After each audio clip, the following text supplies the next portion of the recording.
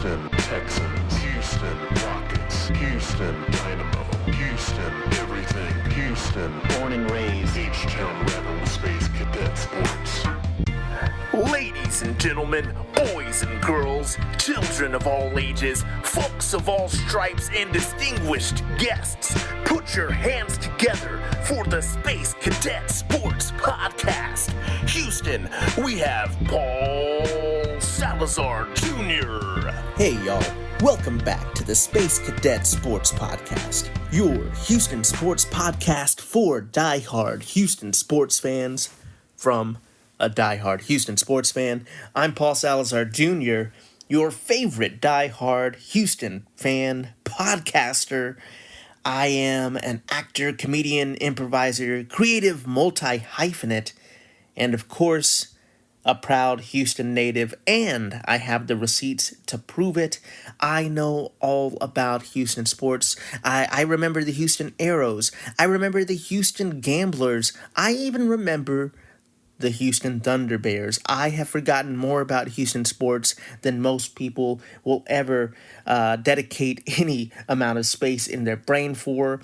I've spent the last decade or so as a comedy writer in Los Angeles, and now, well, I'm podcasting. That's what happens when you hit 10 years out here. You start absent-mindedly calling it The 10 instead of I-10, and they just give you a podcast. Welcome to said podcast. You know, Space Cadet Sports was started as a passion project because most media is infuriating as a diehard long-term fan of the Houston Astros and your Houston sports teams.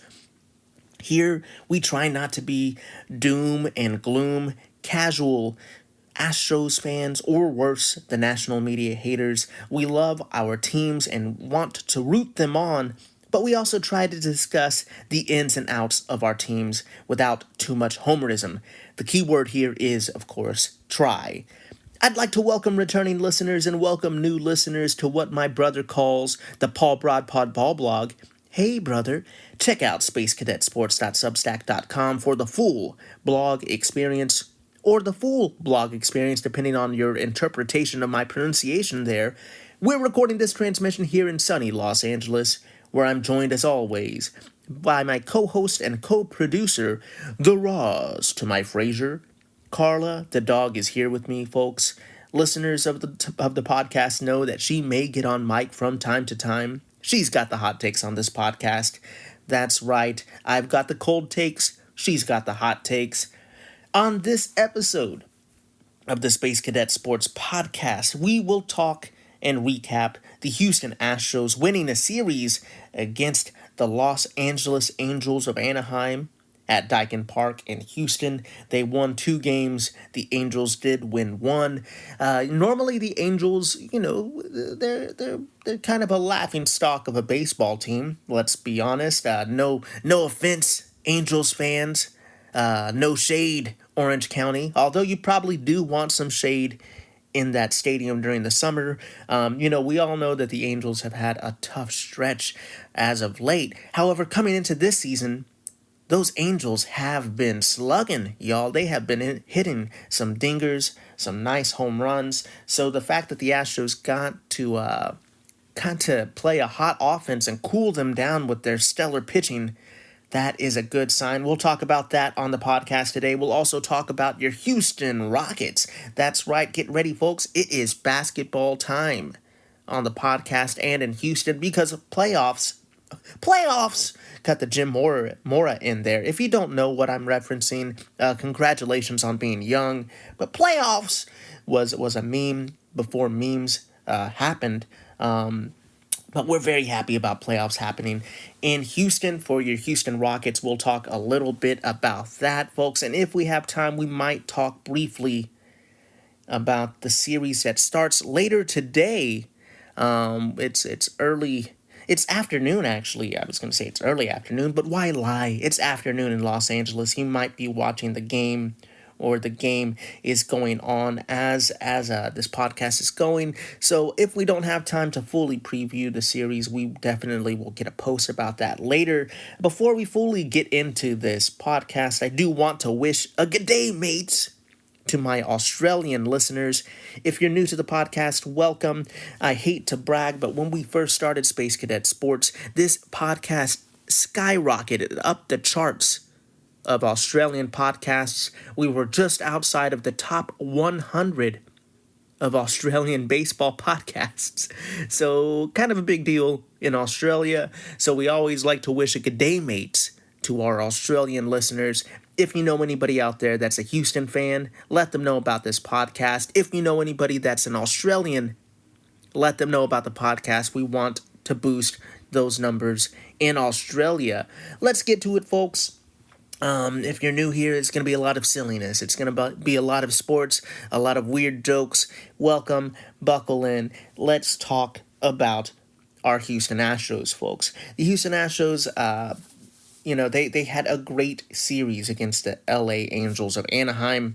On Friday, they won 14-3 after a day off. Their offense completely erupted and was ready to make some noise. That was a game where we finally got that grand slam. Oh my goodness. On the last podcast, I talked about the fact that the Houston Astros hadn't hit a grand slam since 2023, and I was getting nervous, y'all. I love my grand slams. On the podcast, I mentioned that Carla the dog gets salami whenever we hit a grand salami. And she hadn't had a salami in almost 2 years because of the Houston Astros not hitting a grand slam. Yainer Diaz listens to the podcast. He heard that I was asking for salami. He brought the salami in that game. That was Yainer Diaz's first career grand slam. In that game, Cam Smith also hit his first career home run. And not to be outdone, Isaac Paredes, the new third baseman for the Houston Astros, who has big shoes to fill. We have a new third baseman. Alex Bregman is no longer with the team. Isaac Paredes is in. We were anticipating a lot of home runs at home in Daikin Park for Isaac Paredes, as he's a pull hitter. Carla agrees. There hasn't been a lot of slugging from the heart of the lineup, which has been a problem. I've been a little critical of the heart of the lineup in previous podcasts. I love the team, but I'm calling for some slugging from the heart of the lineup. This game had it. Isaac Paredes had his first Crawford box home run in the 8th inning. It was great. Overall, the team was 6 for 11 with runners in scoring position. They left 10 men on base, but overall, they didn't need to bring all of those guys home. They executed to score 14 runs in this game. On a minor side note, Jeremy Pena had his first fielding error in this game. We are worried about Jeremy Pena's defense a little bit. Last season, his defense kind of regressed. We love Jeremy Pena. He's a great defensive shortstop, but he had a little bit of trouble with errors last season, and it was good to see him come back this year defensively strong. I'm not too worried about this error.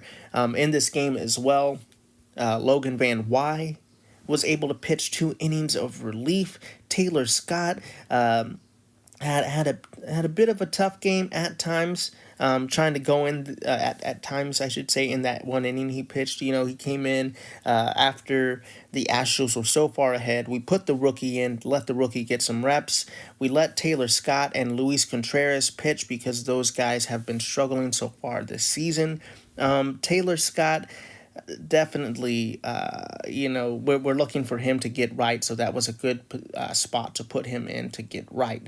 In the second game of the series, the Astros had rookie Ryan Gusto on the mound. Ryan Gusto, who I've been calling Ryan Gusto incorrectly all this time. I do apologize. I am not a native Spanish speaker. I can't even rely on that as an excuse for why I pronounce it Ryan Gusto.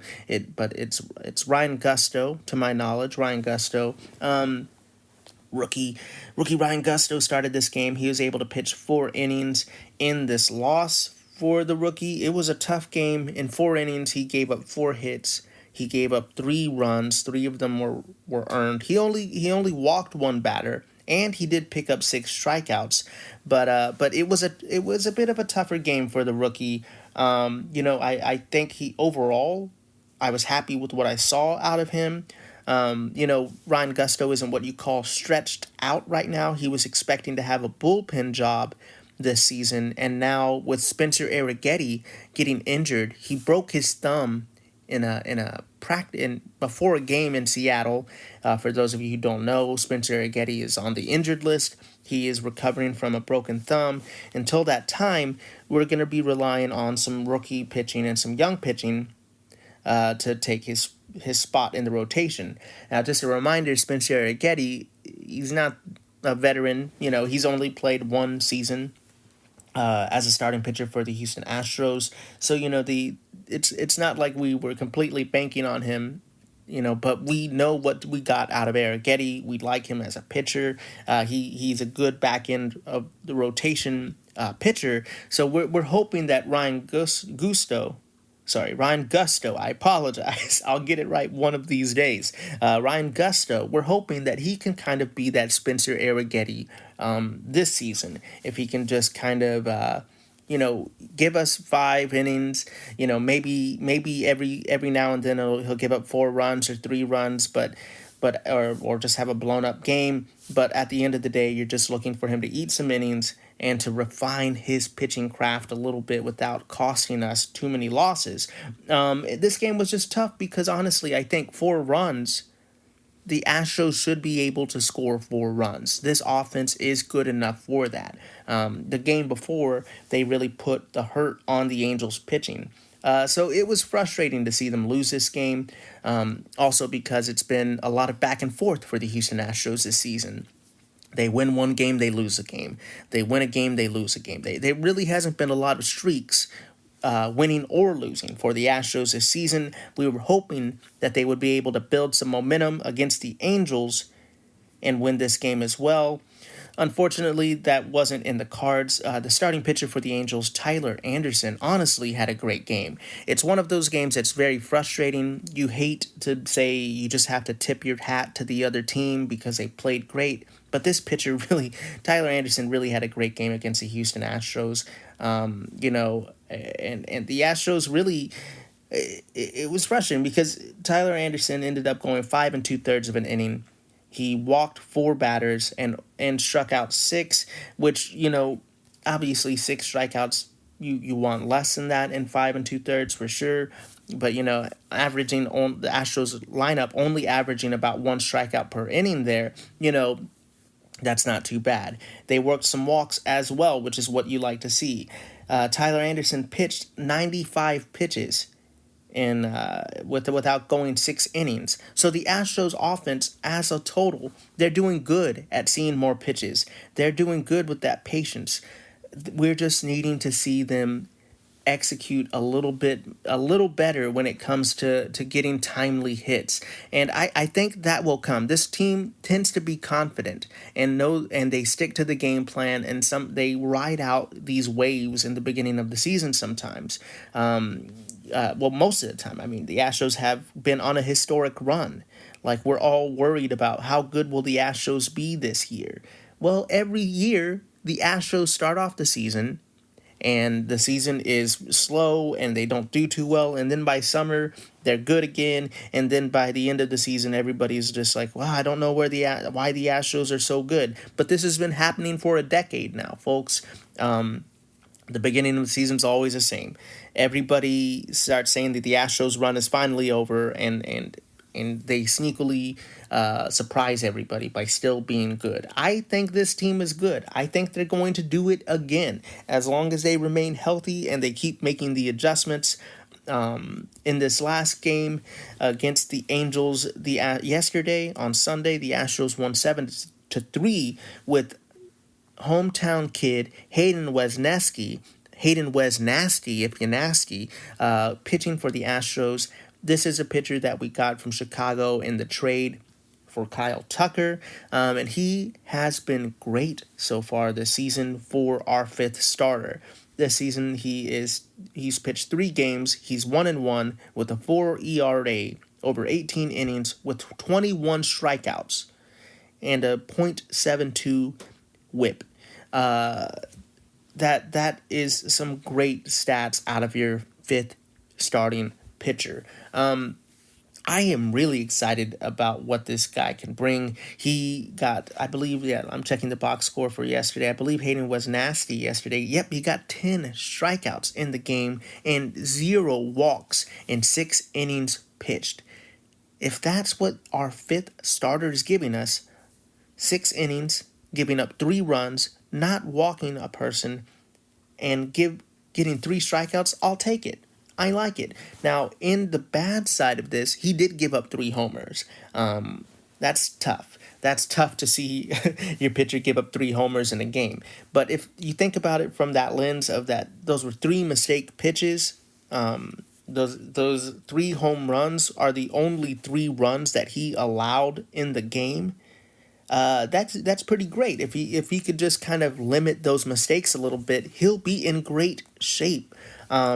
Brian King came in this game as the 7th inning reliever. So I really think Brian King this season right now, Brian King and Steven Okert are kind of vying for that 7th inning reliever role. Taylor Scott, as I said earlier, he's kind of been struggling this season. I'm not trying to be like his season is over. There's nothing you could do to fix him. He's just looking to make adjustments to kind of get back to that success that he had last season.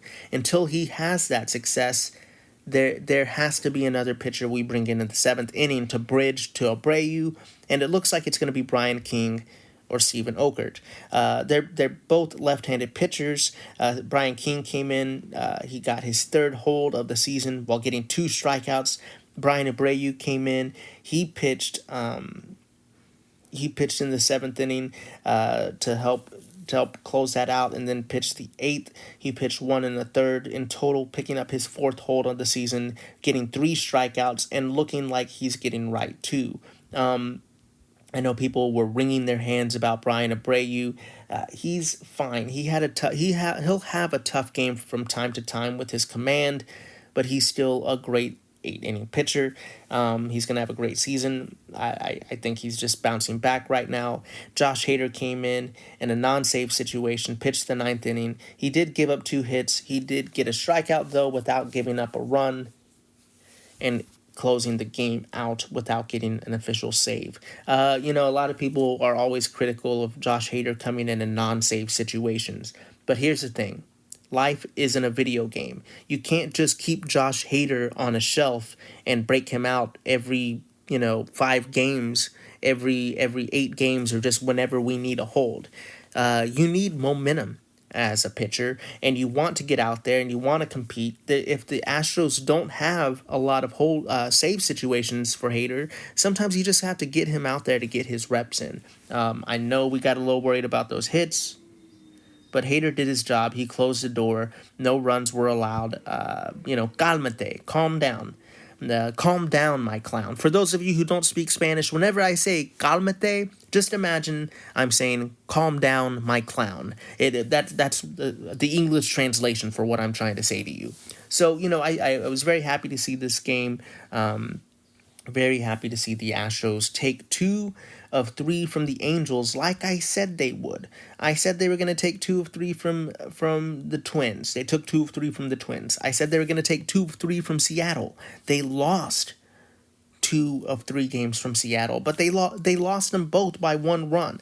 All 3 games against Seattle were determined by 1 run, which was insanely infuriating to see them drop that series. So I was very happy that the Astros were able to get some offense, showcase their firepower, and get some big hits in this series.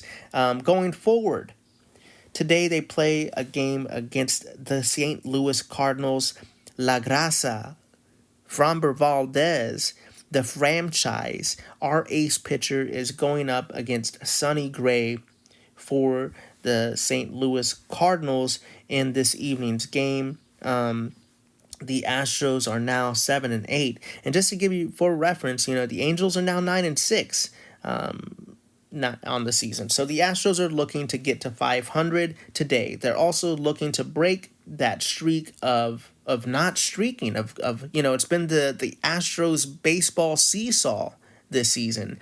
They're up and down. The pitching will be up and the hitting will be down. The hitting will be up and the pitching will be down. We're hoping for some consistency here. We're hoping that they will start going streaking. We're calling for them to go streaking. That's right. We want them to go on a winning streak here and get this win against St. Louis.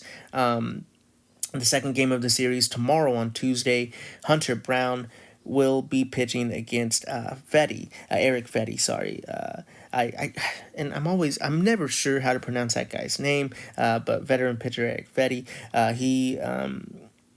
he's kind of off to a typical Fetty type season for him. I think I like both of those pitching matchups for sure. I'm excited about that. And on Wednesday, the Astros haven't determined exactly who is going to be starting in that game. That's going to be a TBD for the Astros.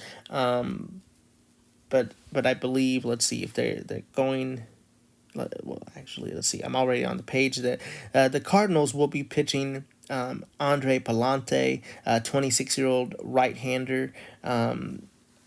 So he's actually off to a pretty decent start to the season, that pitcher. But in this game for the Astros, I believe in this one, if we go in order, I believe that's going to be the Gusto game. Believe if my math is right here, I believe that would be a Gusto start. Or I'm trying to think here. Yeah, their order is a little messed up with the Arrighetti thing. I'm sorry, I'm blanking on here, but obviously we don't know exactly who is going to start that game. Let's see, 1, 2, 3, 4, 5, or maybe that's a Blanco game, because Arrighetti used to have that spot in the original. The thing is, it was Valdez, Diesel, Arrighetti, Blanco, Wesneski. So with Arrighetti being gone, I think officially they had Ronell jump that spot, and then they had Gusto. But either way, it'll be the Ronell. I think it'll be Ronell Blanco, but it might be in the rotation. It could be Gusto. We'll see who starts that game, folks. We're going to go ahead and take a quick break. If you want more stats on this, I'll go ahead and post an article later on the blog, on the Substack, where you can see what the pitching matchups look like. And I'll kind of give you a prediction of what I think the Astros will do in this series. You can check that out on the Substack later today. We're going to take a quick break, and we'll come right back with some Houston Rockets basketball. Houston Astros, Houston Texans, Houston Rockets, Houston Dynamo, Houston everything, Houston born and raised, H-Town Rebel Space Cadet Sports. Welcome back, y'all. We are very happy to talk about Houston Rockets playoff basketball. That's right. Even yesterday, I went to a friend's birthday party. Shout out Brian Nichols. Happy birthday, friend. But we were talking about basketball as a group there. Me and my art friends, me and my theater friends, me and my creative multi-hyphenate friends. We're out there. We talk about, we actually talk about sports. We're talking some basketball. We're prematurely talking about some baseball. Most people aren't like me and desperately care about baseball in April. But it was good to talk some baseball. It's good to talk some basketball. But we are so excited about Rockets basketball and Rockets playoff basketball. It has been a tough run for Rockets fans, but we're back, baby. That's right. Amen Thompson, Jalen Green, Alperen Şengün, they're all look. Alpi Cullen and I've heard multiple ways to pronounce your name, and now I just want to be respectful. But but Alpi, this team is absolutely fantastic. They got the second seed in the Western Conference. It has been actually sewn up and clinched for a while. The Rockets actually were able to punt and take it easy on the last 3 games of their season. They lost yesterday 126-104 to 111 to the Denver Nuggets. But truly, the last couple games, a lot of people have been resting for the Rockets. A lot of people have just been, taking it easy. It's like, why stress on getting everybody all exhausted before the playoffs? A lot of the veterans, Fred VanVleet, Dylan Brooks, just needed some rest. I think some of the younger guys have been out there. Alpi and Tari Eason has had a long season. We want to get those guys some rest. Some of these games, while it would be nice to win more games in the season, the Rockets finished the year 52-30. Sure, it would have been nice to have 55 wins, but I don't think everybody that was kind of worrying about the Rockets losing some momentum or just not playing their best players these last couple games. Calmate, they're trying to get ready for the season. Also, the Houston Rockets under head coach Ime Udoka. Oh, Carla is agreeing with me. They need their rest. The Rockets, as they play, they are a very aggressive defensive team. They play with high intensity and high effort. They play a lot of minutes. This team has played a long season and has a lot of minutes, on their backs and on their ankles and on their feet. These guys need to rest in preparation for some really tough basketball in the playoffs. They need to get their bodies right. I'm very happy that they were resting. I would rather them rest these games than have 55 wins on the season. So we're just to kind of tell everybody that calm down, my clown, about the last week of the Rockets season. Carla agrees with me. She's yelling at y'all. She's saying y'all need to calm down. But in the last segment, we talked about the Rockets in the previous podcast. I did have some smack talk for Golden State Warriors and their fans. I was even going so far with my smack talk as to say that I wouldn't mind seeing the Warriors in the first round of the playoffs because of the narrative, right? When for those of you young people who aren't as old as me, who don't remember the Rockets when they were constantly going to the Western Conference, trying to get to the Western Conference Finals and trying to get to the NBA championships, and constantly battling the Golden State Warriors and Steph Curry. It was infuriating as a Rockets fan in that era because you knew that the Rockets had some really great teams. They just never could get over the hump against the Warriors time and time again. And it's frustrating. It hurts to talk about because that team was so good. They deserved to go to the NBA championships, the NBA finals for sure. Especially that Chris Paul, James Harden team was absolutely fantastic. They just never could get over the hump. They never could beat the Warriors and put them away. And for whatever reason, this Warriors team is still going strong. They're still out there. Steph Curry is the reason. He's Hoobastank because the reason is you, Steph. I really think with Steph Curry on the court, of course, the Warriors are still going to be good. They're still a playoff contending team. They're in the play-in. The Warriors made the play-in, and Warriors fans are so angry about it. They don't want to be a play-in basketball team, but they can easily be the first matchup the Houston Rockets face in the playoffs. And even in the previous podcast, I wasn't saying I want this matchup because I think the Rockets could annihilate them. I want it for the narrative. How great would it be if the Rockets beat the Warriors and then they beat Harden and the Clippers, and then they beat Oklahoma City to get to the finals. Now, I know this is a dream. This is a pipe dream, folks. I know. But you have to dream in this day and age. You have to dream a little. I'm just saying, how great would it be to kind of beat all of these monsters, to beat all of the demons of Rockets past to get to finals? It might not be this season.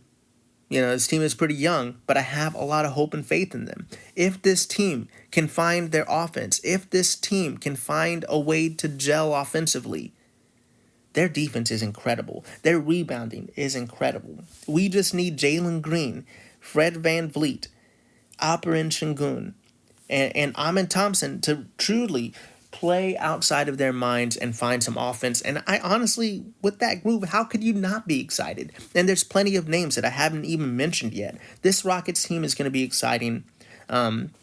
Everybody all season long was talking about how exciting this Rockets team was to watch. And now when it's playoff times, a lot of people don't have a lot of confidence in them because they're young, they're inexperienced. But I really like this team. I like where they're headed. I mean, their coach is amazing. You need a good coach in the playoffs. We have a good coach in the playoffs. What we're going to need is some great crunch time offense from this team. I will be watching for it. Playoff basketball starts tomorrow with the play-in games. We get to see the Warriors play. And, a lot of Warriors fans have been very critical of the Rockets. The Rockets went from being media darlings to getting hated on by the national media because they played too rough against Steph Curry. You can go watch that last game. I do think there were some moments where the Rockets were playing some really tough defense, yeah. But to hear the Warriors fans cry, literally, it felt like crying. They were being crybabies about how tough the Rockets were playing against Steph Curry. It was so infuriating for me, and I went and I talked my smack talk. But the reason being is I have seen Draymond Green kick people in the groin, body slam people on the basketball court, and all of that is fine. They don't have anything to say about that, but Rockets defenders are playing tough defense against their guy, and everybody is like, the Rockets play dirty. Calm down. Calmate, Warriors fans. Calmate. Everything will be okay. You've had a good run. You don't need to be so angry all the time. Well, folks, whether the Rockets play the Warriors or not in the playoffs, we are very excited about the playoffs here at the podcast. We'll have to watch the play-in tournament games tomorrow and figure out who the matchup is going to be against the Houston Rockets. Because the Rockets have the 2 seed, that means that they're going to play one of these play-in teams, and hopefully it'll be a great matchup for them. Either way, it will be a playoff matchup, and we have playoff basketball coming to Houston, and we are hopeful. We are excited, and we cannot wait to root on our Houston Rockets in the playoffs. And with that being said, that's going to do it for this transmission, Space Cadets. Thank you so much for listening to the podcast. Please hit those buttons for me. Like, rate, review, subscribe, share, bop it, kick it, skip it, smash it. Hit all of those buttons for me. We are a small podcast, and we only go as far as our listenership takes us. We are supported by listeners like you. So please share this with a Houston fan or Australian in your life and give me a 5-star rating wherever you listen. Please check out the Substack at spacecadetsports.substack.com, where you can put that email address into the field there and get every podcast, every article, every meme emailed to you directly right now. We have no paywall at the moment, so all of the things that I'm posting on there you can get just for subscribing right now. So go check that out. You could be a premium subscriber to help support, but I'd like to get as much content out there for y'all to read and to listen to. You could also let me know your opinions by reaching out on social media. Let me know if you're excited about the Houston Rockets. Let me know if you think the Houston Astros are going to sweep the St. Louis Cardinals on social media at Space Cadet Sports on Instagram and Threads, and at spacecadetsports.bsky.social on Blue Sky. Or you can let me know your take by calling in and leaving me a voicemail on SpeakPipe. That's right, you can leave a voicemail, and if it isn't too crazy, I might even put it on the podcast. I'll at least respond to it. That's speakpipe.com/spacecadetsports. And finally, if you're like me and you like weird jokes, you can find me on social media making weird jokes, memes, art, podcasts, and so much more at Paul Salazar Jr. www.paulsalazarjr.net, because I'm nothing but net. You can find my other Substack and all the nonsense I have on the website and on social media if you're nasty. Merch is here, folks. You can get a hat to help support the podcast. You can find that on the website as well and on the Substack. Thank you so much for listening. Remember to be the best that you can be. Keep your head up, kid. And as always, vamos Houston.